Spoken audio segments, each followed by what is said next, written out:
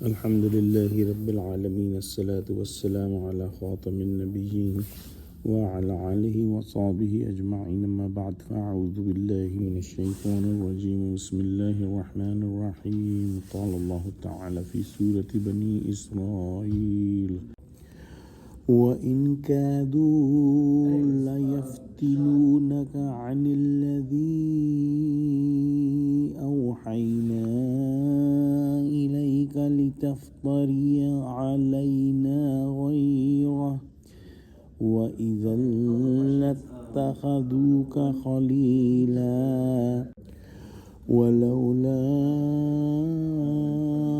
أَنْ ثَبَّتْنَاكَ لَقَدْ كِدتَّ تَرْكَنُ إِلَيْهِمْ شَيْئًا قَلِيلًا۔ ترجمہ: اور اے پیغمبر، جو وحی ہم نے تمہاری طرف بھیجی ہے، قریب تھا کہ یہ کافر لوگ تم کو اس سے بچلا دیں تاکہ تم اس کے سوا اور باتیں ہماری نسبت بنا لو، اور اس وقت وہ تم کو دوست بنا لیتے، اور اگر تم کو ثابت قدم نہ رہنے دیتے تو تم کسی قدر ان کی طرف مائل ہونے ہی لگے تھے۔ پچھلی آیت کے اندر ہم نے پڑھا کہ اللہ سبحانہ وتعالی نے گمراہ لوگوں کا ذکر فرمایا اور بتایا کہ جو لوگ دنیا میں اندھے یعنی حق کو نہ ماننے والے تھے، وہ آخرت میں اور زیادہ اندھے ہوں گے، یعنی وہاں وہ اور زیادہ گمراہ ہوں گے۔ اس کی وجہ یہ ہے کہ آخرت میں توبہ کرنے یا واپس آنے کا کوئی موقع نہیں ہوگا، جبکہ دنیا میں یہ موقع موجود تھا۔ ان اندھوں میں بعض ایسے شریر لوگ بھی تھے کہ وہ خود تو ہدایت پر آتے ہی نہیں تھے، بلکہ بہت سے دیکھنے والوں کو بھی گمراہ کرتے تھے۔ اس لیے وہ رسول اللہ صلی اللہ علیہ وسلم کو طرح طرح سے لالچ دیتے کہ آپ اللہ تعالیٰ کی نازل کردہ تعلیمات اور احکام میں سے کچھ حصہ معاذ اللہ چھوڑ دیں یا بدل دیں۔ کبھی وہ حکومت کا لالچ دیتے، کبھی دولت کا، کبھی خوبصورت عورتوں کا۔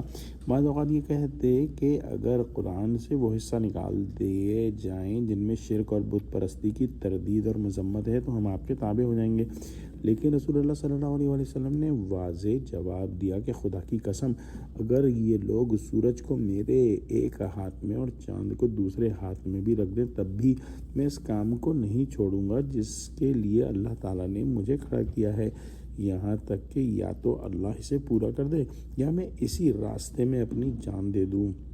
دوسری آیت میں جو بات بیان ہوئی ہے کہ اگر آپ ان کی طرف کچھ مائل ہو جاتے تو اس کا مطلب صرف ایک بہت ہی ہلکے اور معمولی سے جھکاؤ کا امکان بیان کرنا ہے۔ یہاں مائل ہونا سے مراد دل کا نہایت معمولی سا جھکاؤ ہے۔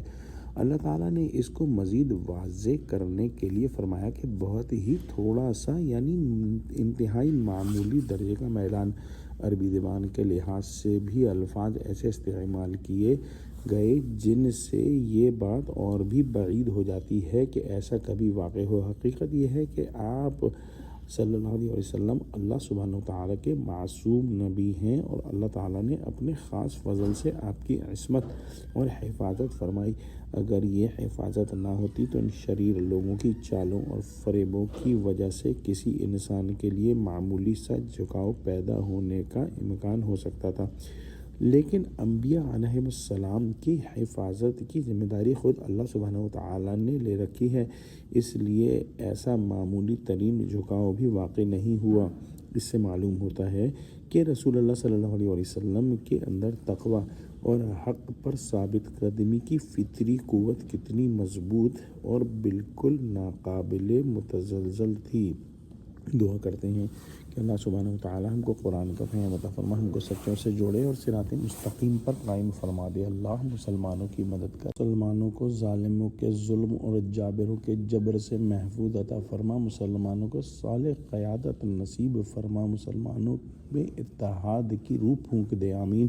وآخر دعوانا ان الحمد للہ رب العالمین، والسلام علیکم ورحمۃ اللہ وبرکاتہ۔